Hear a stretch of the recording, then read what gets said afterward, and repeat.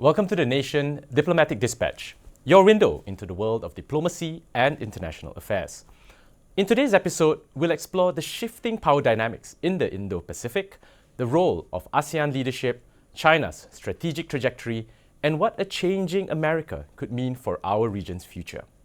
We're joined today by Professor Rory Medcalf, head of the National Security College at the Australian National University and author of Indo-Pacific Empire. He is in Malaysia for the 17th ASEAN Regional Forum Experts and Eminent Persons Meeting, or ARF-EEP, where regional security in 2025 and the future of multilateral diplomacy are front and center. Professor Medcalf, welcome to the show. Pleasure to be here. Okay. Allow me to get right into it, and if I could ask you to set the stage for us. You have been in the strategic space, you are an author of the Indo-Pacific Empire. Could you describe to us how things have changed since you published your book, as well as what the current strategic landscape looks like? Look, well, thank you for opening the aperture like that. I mean, I think that to begin with thinking about the interests of our nations in the Indo-Pacific, whether it's Australia, whether it's Malaysia, whether it's other middle powers in particular, I do think that it remains very useful to look at the broader geopolitical framing. And for a number of years now, I think it's been very useful to think about that as the Indo-Pacific region, as a two-ocean system that encompasses the interests and the connectivity of so many nations, but also the contestation of major powers in our region.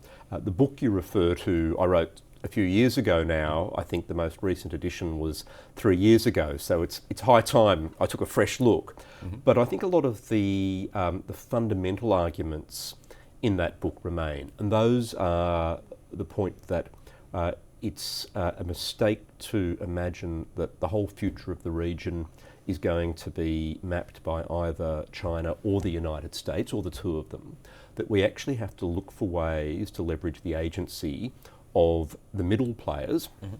not only middle powers, but the players in the middle, and whether that's ASEAN, Australia, Japan, Korea, India, there's really quite an extraordinary cast there that we can work with. What we need to do now, and I think the Trump shock has reinforced this, mm-hmm. of course, is seek to reinvigorate the institutions of the region, the ASEAN-centric institutions, and use them with really great seriousness of purpose. And that, I hope, is the opportunity that we have. All right, so you've definitely highlighted quite a wide span of things that we can discuss today. You are here for the 17th ARF-EEP. Now, Malaysia is the chair for ASEAN this year. And, as I was preparing for this conversation, some people say that the eminent and experts persons meeting become maybe a bit symbolic, just like people asking about what's the relevance of ASEAN. Perhaps if you could share with us what is the focus of this meeting, and maybe 3 areas in which you see the direction that the eminents and experts should be, I suppose, directing us. So look, let's take your viewers back, if you don't mind, a little way. I mean, we do need to go to the origins of the ASEAN Regional Forum mm-hmm. in the early 1990s. I'm beginning to feel old now because as an Australian diplomat in the 1990s, I played a role in helping to shape and define this institution. You served in Japan, among others. Thank you, yes, indeed, and worked on development of regional institutions. And in fact, I think one of the last times I was in Malaysia was for some early ARF work. I think the vision was right mm-hmm. in the 1990s. That was a recognition that, yes, we're in this great new era of growth and economic connectivity, and the main game seemed to be about mutual prosperity, not mm-hmm. about strategic competition or conflict. But even then there was an awareness that this could change, that mm-hmm. the region could slip into power contestation among states, and we needed to build mechanisms to guard against that. So the founding vision of the ARF was similar to the OSCE in Europe, the Organisation for Security and Cooperation in Europe. Mm-hmm. And it was about building multilateral buy-in to protect against power competition and the risk of conflict in the region. Right. Unfortunately, I think that what's happened over the last few decades is that we have become far too complacent in the way we try to use these institutions. We've become very stuck in process, mm-hmm. very stuck in the bureaucracy, fully appreciate that, ASEAN has consensus rules, but the issues have become quite urgent, whether they're issues to do with maritime security, for example, the risk that incidents could escalate, whether they're issues to do with the breaking of rules in the international system, whether they're issues to do with the genuine risk of conflict and all of the economic impacts and humanitarian impacts that would have. So I see the conversation in KL this week from the eminent and experts persons group. Even the name is rather a handful rather than a mouthful. That's right. But I see the conversation among about 100 of the region's leading security experts as being about to reinvigorate the original purpose of the ARF, and that includes confidence building, but it also includes conflict prevention. Right. So I hope we can focus on those really serious issues. Okay. I'd like to get a bit more into that, but kind of look at it from the angle of Malaysia is currently chair of ASEAN this year. Prime Minister Datuk Seri Anwar Ibrahim has spoken up about various international conflicts, not just within ASEAN, but also globally, Gaza, Ukraine, Russia, and all. From your perspective, one of the things you mentioned earlier was that sometimes the rules-based order means everybody's very nice. There's a lot of diplomacy. Some might say it's necessary, but what we see on the other hand, rising populism, how America or President Trump is handling seems to be quite the contrary to established orders. Now, just talking about Malaysia and ASEAN, what do you think we can do, or what approach do you think that Malaysia can take in steering the forum ASEAN towards addressing these issues that you've highlighted? Well, I'm very happy to ensure we have no illusions about this. So, there's never been such a thing as a purely rules-based order. It was a rules and power-based order. And the risk we have now, the reality we have now, is that we're seeing a power and rules-based order. So power is becoming dominant, rules are retreating. But I don't think the retreat of the rules is complete, and nor should it be something that is in the interests of our countries to see happen. So I think the opportunity here, whether it's for Malaysia as ASEAN chair, whether it's for friends of ASEAN like Australia, I think, and others, is to ensure that principles, international law, mutual respect, the equal sovereignty of nations, respect for rules, particularly around law of the sea and around non-coercion, that this is maintained, that we don't lose sight of this in this time of great turbulence in the international system. Yes, that also incidentally includes rules and mutual respect in the international trading system, which we're obviously seeing the United States under Trump challenging at the moment. The bottom line is this is going to be really an intense workload for the diplomacy of Malaysia and ASEAN. But if we don't see countries step up now, it's going to be too late. But it almost sounds like, when you were mentioning it, that the might is right seems to be prevailing in today's current context.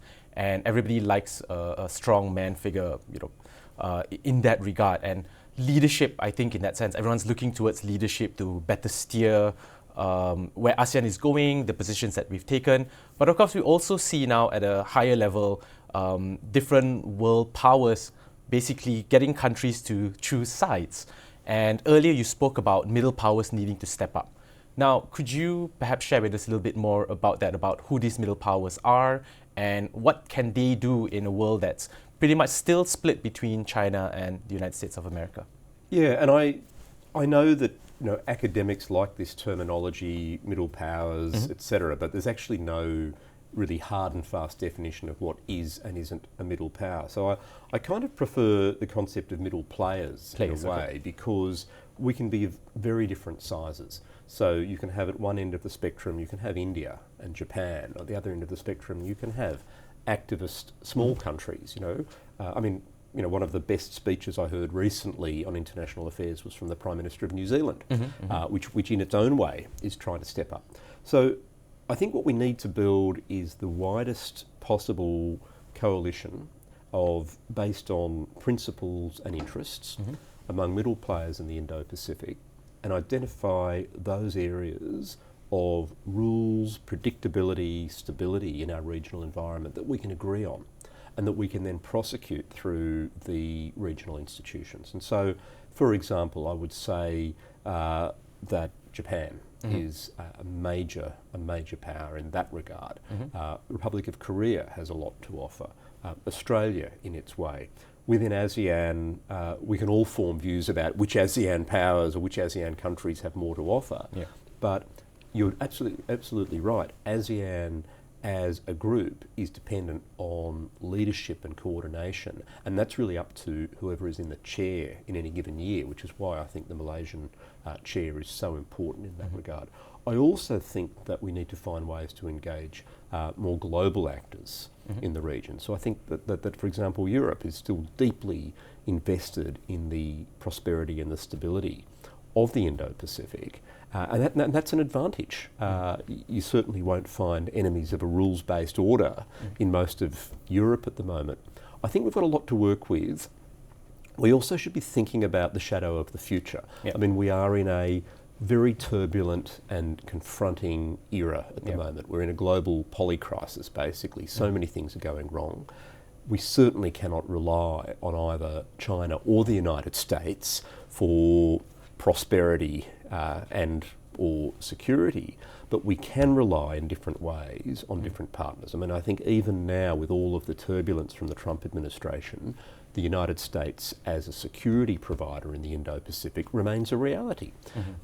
We also know that while there are benefits from an economic relationship with China, a trade relationship in particular, there are risks that come with that.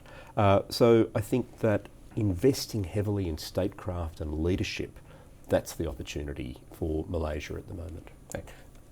China, let's talk about China for a little bit. In your book, you mentioned that you describe China's trajectory as an imperial overstretch on speed.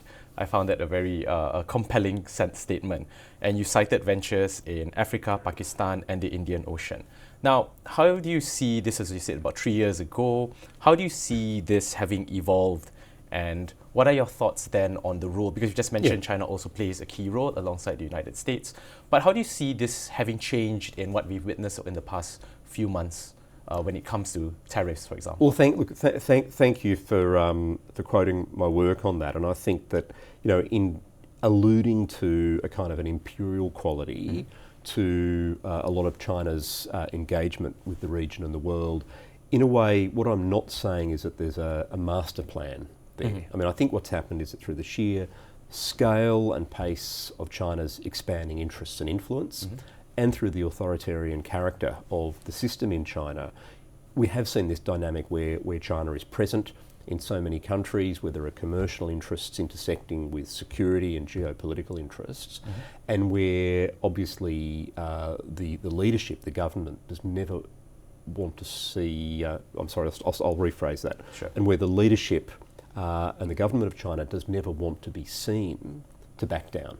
So does that carry some of the founding characteristics of empires? Yes, it does. I mean, it's actually quite similar to the way that European empires evolved, whether it's in this region or elsewhere in the world. They often began with commerce and ended up with a security footprint and ended up with a lot of risk of conflict. Now, in the few years since I've written that book and made that statement, we have seen some changes. So I think it's been interesting to see some rebalancing of Chinese diplomacy in the past few years. Often a bit less confrontational than it was at the height of the wolf warrior phase, but the structural factors remain. I think that that there is an overstretch, that you know, the Chinese presence in Africa and South Asia, the South Pacific now as well, Australia's own neighbourhood, all of that carries the seeds of potential future frictions and conflict. At the same time, it's quite understandable that a lot of countries in these sub-regions are going to want to get the benefits they can out of economic engagement with China. And so I guess the answer that I come to after that slightly long discourse there is to say that risk management, diversification, hedging is going to be the name of the game to ensure that whatever happens to the future of a Chinese system in the region, that we're not victims if things go wrong. Right. I'd like to expand a little bit or ask you a little bit about Australia because as we spoke about a bit earlier, there's going to be an election coming up. Where do you see the direction the future Australian government, whichever side it might be, that they should be taking in light of what's happening geopolitically around the region?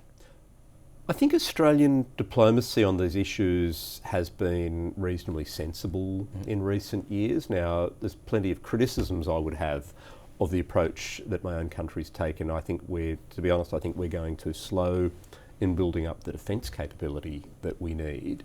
And that's defence capability that can contribute to the US alliance system, but also defence capability that can operate independently. So there are some criticisms there, but the diplomacy I think has been good. So for example, the narrative has very much been that yes, we're a US ally, yes, we need to resist Chinese efforts to dominate the region, but nor do we seek to be provocative, and we want to build those wide coalitions, the coalitions that I've spoken about. So for example, the policy of strategic equilibrium, which is the, I think, very thoughtful phrase that captures the policy of Penny Wong, Australia's current Foreign Minister, which is one where no country dominates, no country's dominated, where we maintain balance in the region. It makes a lot of sense. Yeah. The difficult thing is, how do we actually implement that? That's right. And that's where we can't work alone. So deepening relations with ASEAN, doubling down on the stronger relationship with Japan that successive Australian governments have built, exploring the limits of partnership with India, and even looking globally. I think all of those things make sense. That requires great investment from Australia in its diplomacy, and that's going to be a challenge for the next government, no matter who is in office. And that comes at an interesting perspective, because on one hand, that approach kind of makes sense, but it also sounds a little bit idealistic. Sure. In light of especially what you mentioned earlier about might being right or the politics of power. And we do see a rise in military the increased capacity of militarism in Southeast Asia. Everyone's kind of putting their arms up. Even Japan, once just the defense force, is now moving into building a proactive capacity. What are your thoughts then coming into the ARF EEM experts and eminent persons meeting that the message that we have to remind everybody perhaps not to react unduly to shoring up their defence capabilities, or is that unnecessary? Well, look, I would argue that it is possible to build substantial deterrence while also providing reassurance. And I think that in many ways one could also argue that part of the problem is because so many of our countries have underinvested in our own defence over the years. Therefore, we've become very reliant on the United States, or we've been in a position where if China or some other power seems to put our interests at risk, there's not much we can do about it. And I think none of those are a recipe for a healthy regional balance. So I would like to think that we can actually engage in pursuing a strategic equilibrium, diplomatic coexistence and cooperation, while also having substantial national defence capabilities, because from a historic point of view, the levels of defence spending in our region have actually been quite low. And I think that 2% of GDP is actually historically not a large defence spend. So I think there is I wouldn't say happy, but there is a realistic medium to be struck between low defence spending and what we don't want, which is a genuine arms race, a genuine militarisation. And I think that's the sweet spot we need to be aiming for. And low spending isn't necessarily a bad thing. It's also an indication that after the Great World War, World War II, that countries believe that the rule-based or the diplomatic institutions would serve in their interest. So more money or more investments are spent on people, right? Sure. Now, I'd like to ask you about a few other security challenges that could arise. We've talked a bit about military here, climate change, cybersecurity, artificial intelligence. What are your thoughts on those? Yeah, well, I mean, how much time have we got?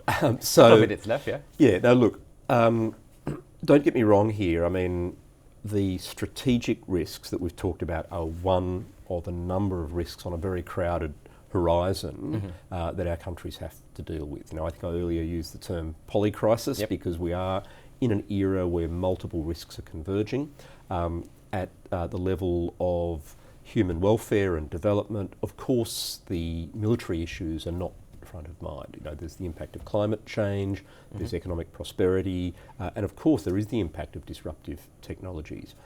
I think what this all pushes towards is developing a much more integrated mindset nationally on national interests and resilience. And I do think defence and military preparedness is a subset of that, but a lot of that also is looking to these other factors. So in Australia, for example, we have dreadful natural disasters, bushfires, cyclones, etc., that have been magnified by the impacts of climate change. And it's a mistake for us to be constantly using our defence force to deal with those impacts, to deal with fires and floods. We should be building much more resilience in our civilian communities and much stronger civilian response forces for those problems that could also be then used as partners in the region. And I suspect that there's a similar challenge in other countries in our region. Cybersecurity shouldn't just be something for militaries or national security establishments to deal with. That should be a responsibility of every citizen and of business, and education is a big pathway to dealing with that. All of these point to, I think, having a more integrated national security mindset within a democratic framework within our countries, and I think that's the big challenge of the era. All right, thanks for that. Now, looking at it on a global scale, we've got about 3 minutes left. Sure. We haven't spoken much about the Russia-Ukraine conflict, Israel and Gaza and what's happening there, very unfortunate. What we see also is the world very much being torn apart, right? Global institutions, people on the ground losing faith, and everything's being played on social media.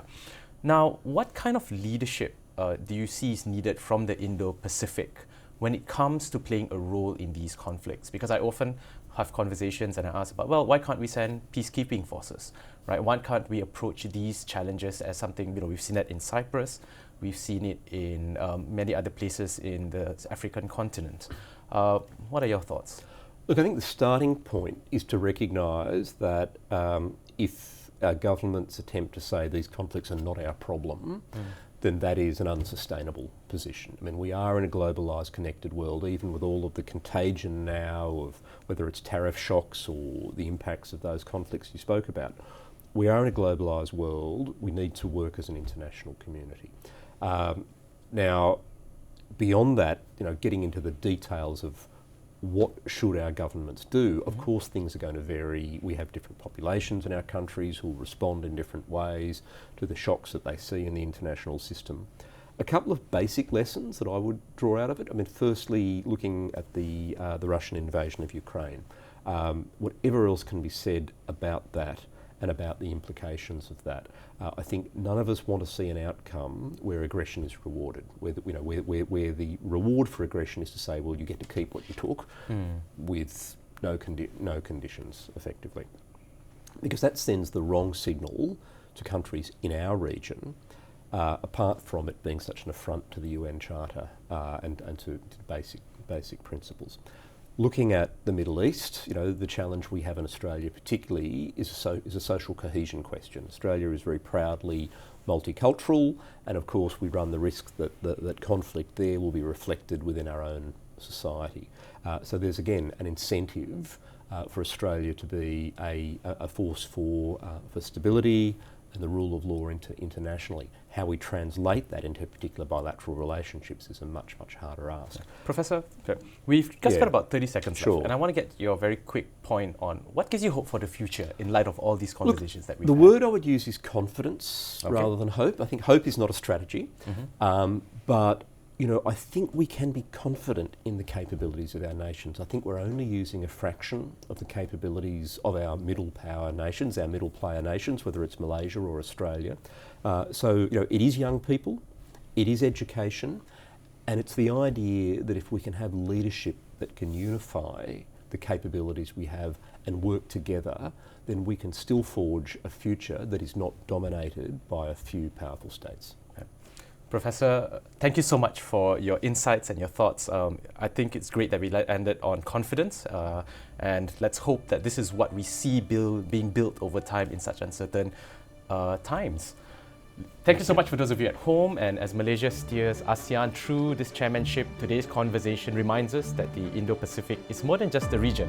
It's a strategic system shaped by the choices we make together, whether it's strengthening multilateralism, addressing climate and digital security, or responding to great power dynamics. The path forward lies clearly in confidence, and I would like to thank Professor Rory Medcalf for joining us today and sharing his invaluable insights.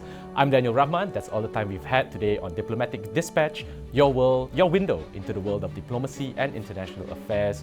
Thank you for tuning in. We'll see you next time. Thank you. Thank you so much.